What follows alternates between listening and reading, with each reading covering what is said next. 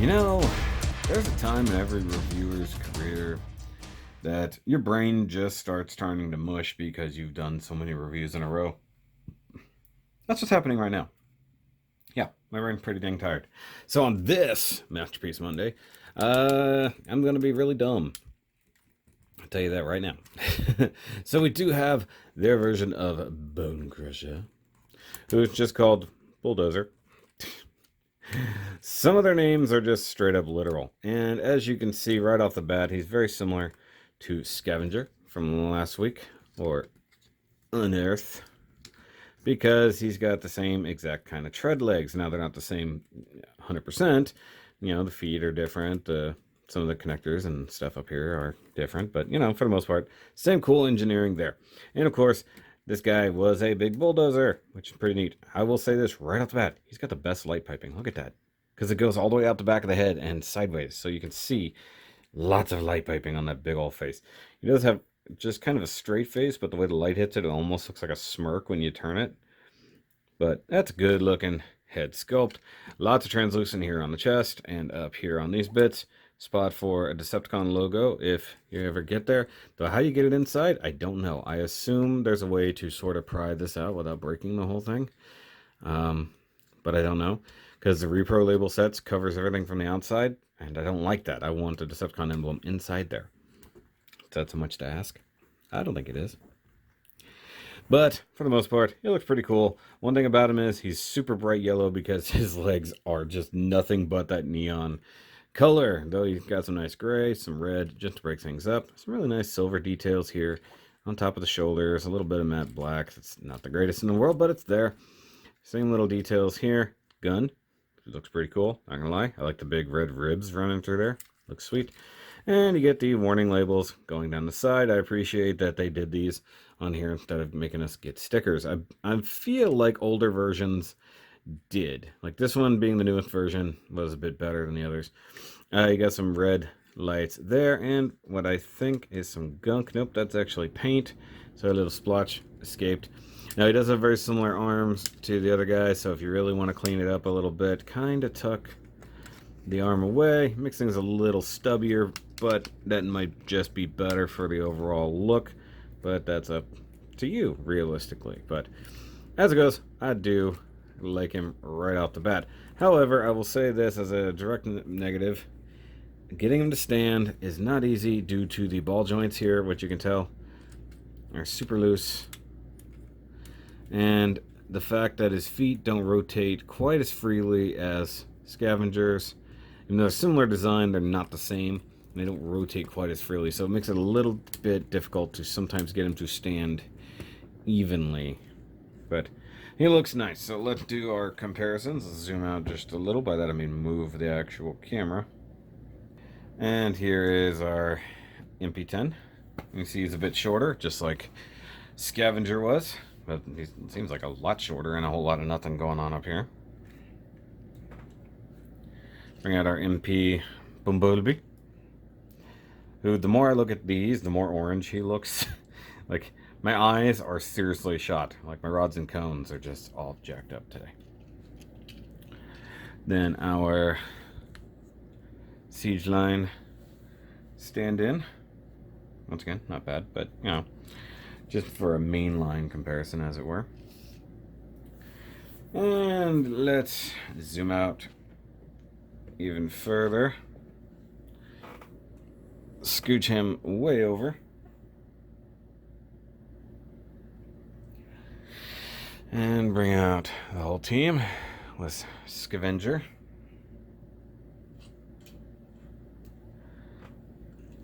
Long haul. Come on, stand up straight, buddy. His foot is not cooperating. There we go.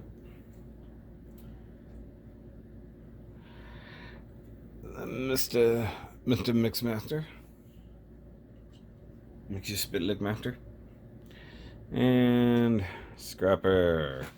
Now, mind you, I could go a little bit wider, but everything is set up kind of funny at the moment, so that's about as good as I can get to get all 5 of them in here. Let's get a picture. Slightly blurry picture, but it is what it is. Okay. That's a little bit good. Alright, so this guy is neat. We've already looked at most of the details.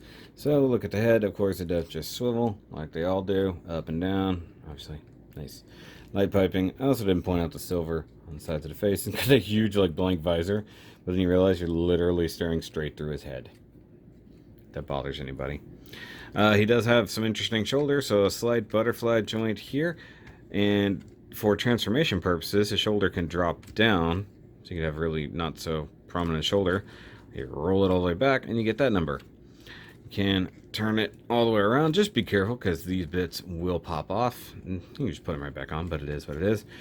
You get a straight outside movement, a little hideaway cover there, which I always appreciate. Bicep rotation, we already talked about the elbows, so he technically has double jointed elbows, so if you really want to get it there, you can do that, but I feel like those are mostly for transformation, not for aesthetic or articulation purposes. And the hands are the same as everybody else's. You just do the thing. Now he does rotate at the waist, which is fine and dandy. One thing you do need to be wary of is how these pistons and stuff are oriented. Just make sure everybody's clipped in and secured well. That all comes down to the transformation later on. And as I mentioned in the scavenger review, this whole section here is one of the worst things on the planet. The way those have to sandwich together is terrible. And I've already mentioned about the ball joints here being loose. And it was a silly idea, but I get why they did it. It's got to carry a lot of weight, and it's got to have some interesting directional properties. You don't just get some black paint here and there. Same thing. The way that clips is really strange there. These bits here are still here for the knees. You can't kick forward. There's no skirts. Can't kick backwards. No existing Jean-Claude. And 90-degree bend at the knee.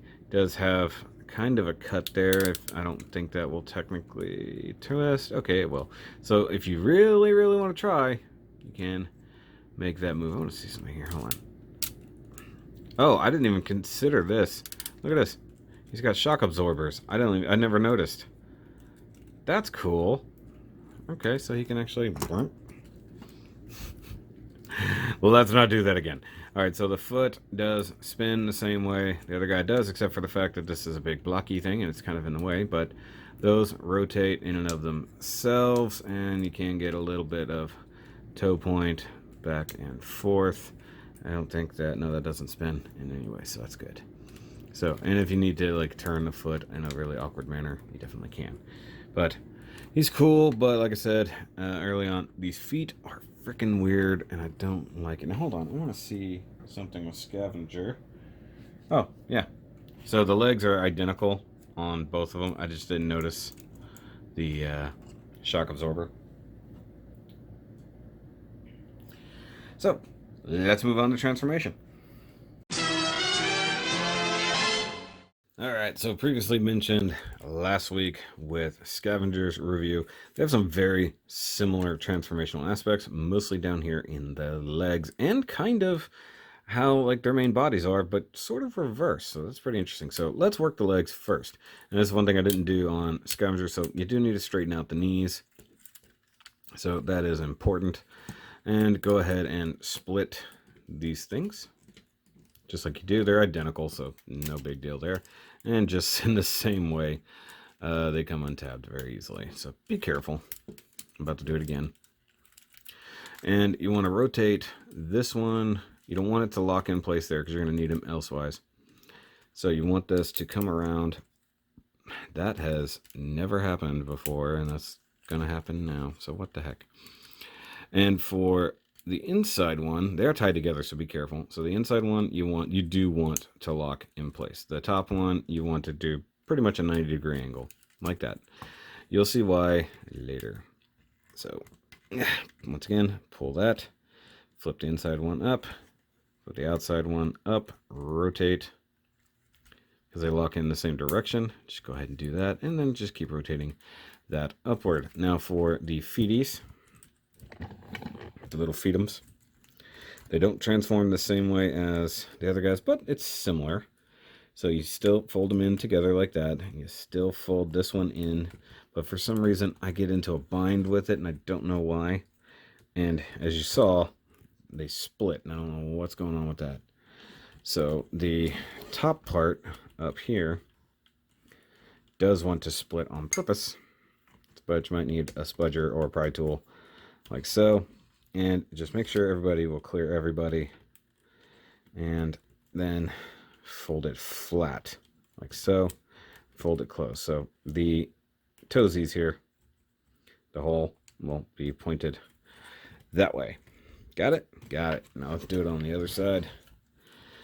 So swing these guys inward. Flip that one in, and once again, it's going to want to hang up for some reason. Tilt this down, and then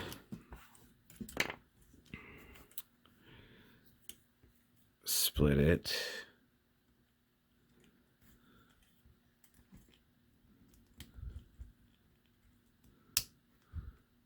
here. That one tabs in really good, but it does flip over a lot nicer, so there's that.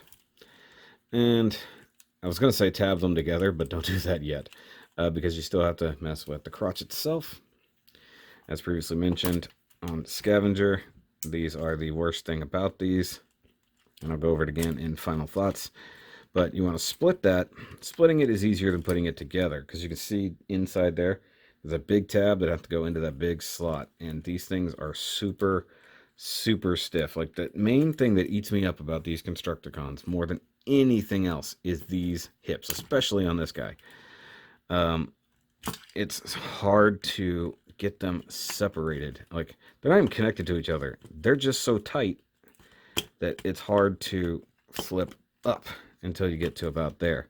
So I need to find a way to loosen those screws a little bit. And like you can see here, like that was super hard. And something I didn't cover on here. So the ball joints here are on a swivel that come down, and you want them to be flat, and push that all the way up. Push that all the way up like so. And then you can squeeze the feet together. Just that one little post there that will do that, and fold the crotch in. So that's about the most dead on similar bits. Now for the chest, there's just these couple of clips right here. I thought I was going to be my spudger. It changed its mind. And then you just unfold that, and you can unfold all of this. And then here on the shovel itself, pick up these corners. They just lightly tab in right there. Kind of fold them out just a hair if you have to. And then flip this guy up, and then tab those in. And this one comes pre-weathered and pre-dirtied, right? Take those tabs, just fold them up and in. And now you've kind of got the front of your bulldozer. That's handy. As for the shoulders and stuff, so now that one is actually rotated the way it should be. I'm going to have to pick this up ever so slightly.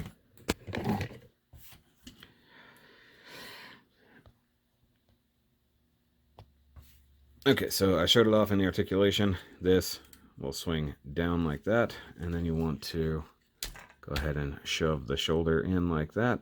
And I did that wrong, because you want to flip this up, come up here, and now this will actually go inside the cavern right there. Cavern. And I forgot to actually flip the hands in. I've already got them folded and ready to go. I just forgot to flip them. So always remember to flip your hands in which case you reveal some nice molded detail. Let's do that in the right order over here. This one is tight for some reason. There we go. Hands go away, flip that in, shoulder up, lift this up, keep everybody straight. That will tuck away like so. And then you want to bring that down. Go ahead and, well, actually you can't flip the head just yet, sorry.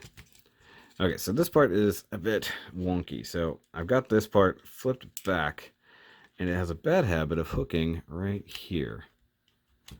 So you want to kind of keep that down and bring this up and out of the way. Then you want that up and out of the way as well.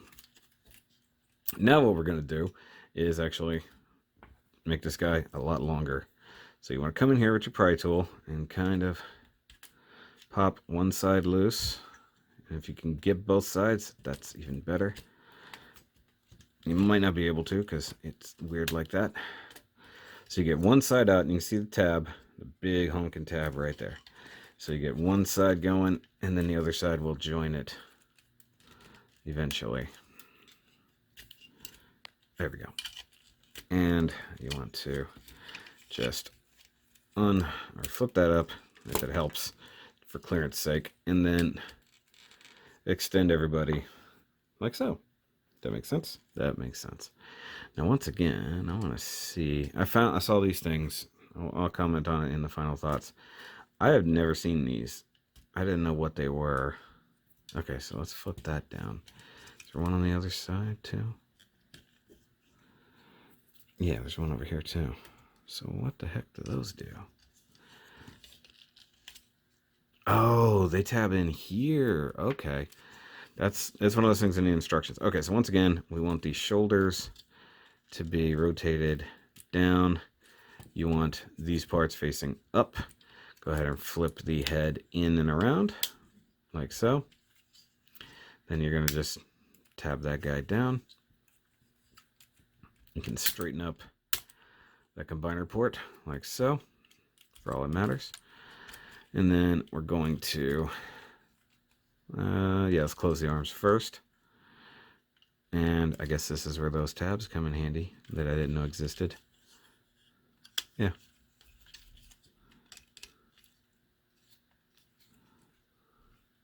Is that where they tab in? Okay, who's not in the right spot here?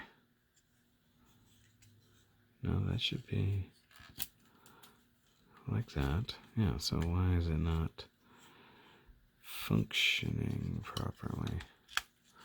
Okay, so let's put these together and then see what's going on here.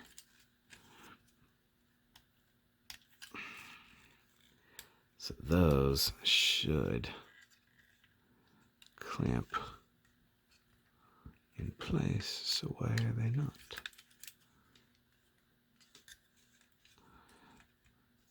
Okay, yeah, so they're supposed to. I'm just not there. There we go. I was wondering, like, this guy was so floppy and I could not figure out why. And then literally while filming this, due to some YouTube time travel, I noticed those little guys there. I must be missing ever so slightly here.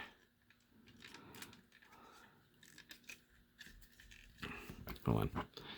Let me see if I can get that. These things tab together really well, by the way. Okay, so that's tabbed in there.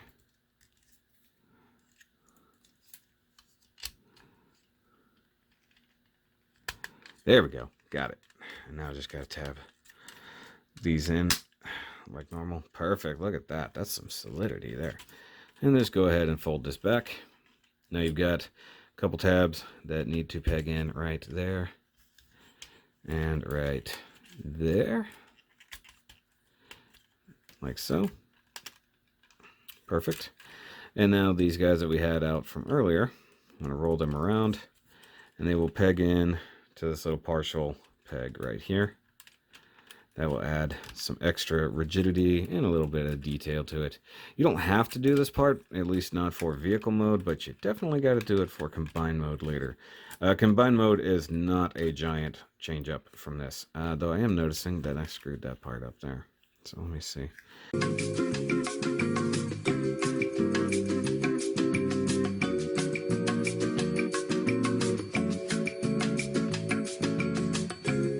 Okay, so back to this point. I've got all the parts on the bottom together. Just straighten up his little can of peas. And there we go. There's our Bonecrusher guy. Actually, now it's far more secure than he ever has been because I actually paid attention for once. And just like Scavenger, treads do work and more than likely won't roll on this surface. But, if I give it a little helping hand, it will. But he's definitely the greenest of all. Like, he's got like virtually no purple showing on his surface at all. And normally there's not like a pinch here, so it's not happy about something. And one thing that's funny, there's some tabs under here underneath his like bulldozer area that don't do anything in this form. They're only for like robot mode. It's really weird to me.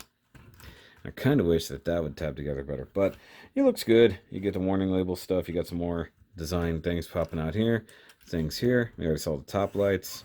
Now we see the whole back end with the warning lights and even some exhaust ports. That's pretty cool. And this stuff is all sort of just out of whack, but you know, it's about as good as it's gonna get. But he looks pretty good. Like I said, this is looks like there's a lot of torsion there, but it's holding together solid, so I'm actually a lot happier about that. The front end loader thing does go up and down. Pretty good. That's all you really need.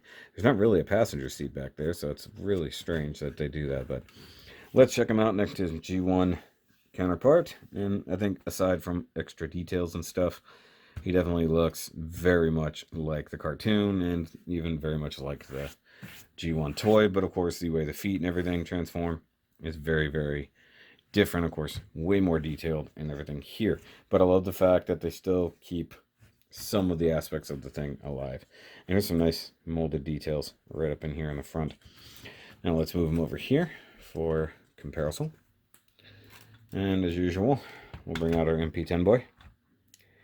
Good sized bulldozer. Very small thing here, but I guess that's what Scavenger, or I'm sorry, Scrapper. God, I keep calling Scrapper Scavenger. So Scrapper will definitely have a lot more to compare for scooping things.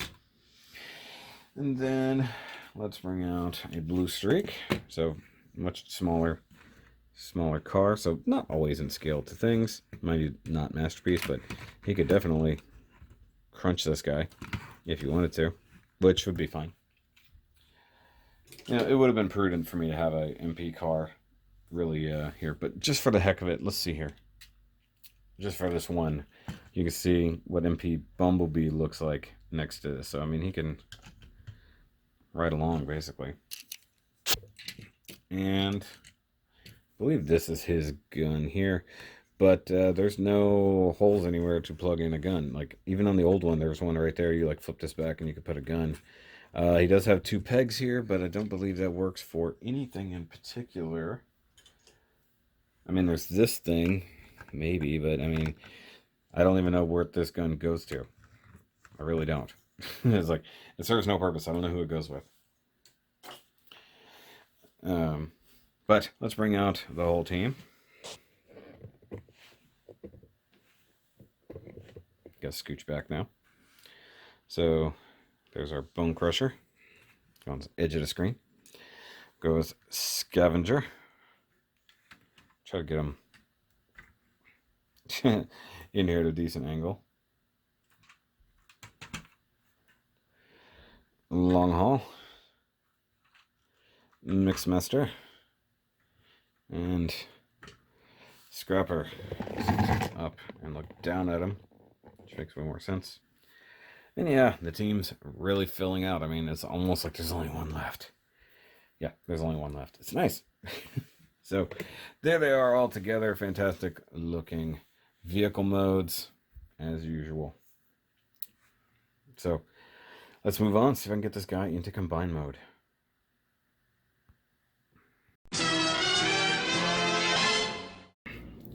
Alright, so, I mean, his combine mode is really nothing special. So, with the exception of needing to pull some of these parts open, like for later, like, because we're going to have to get in there, I'm just going to prep it for that. So, let me just do that. And I mean, it's just going to be popping that loose. Well, not all of that. Drop this down, and we need to bring out the combiner port, which is a heck of a lot more secure now that I know about these tabs. It made life so much easier. But yeah, I mean, as it goes, that's pretty much it. And we're just going to need to install the rest of the stuff later for him to be an arm. But yeah, I mean, between him and Scavenger, super easy combine modes. They're basically their vehicle modes with a hole opened up and a big old tree trunk sticking out. That's essentially all you get. So that's it. I'm gonna go ahead and move on to final thoughts. Cool. Alright guys, so for final thoughts, what's really funny, so because of the way I'm filming these things, I just now noticed these bits here.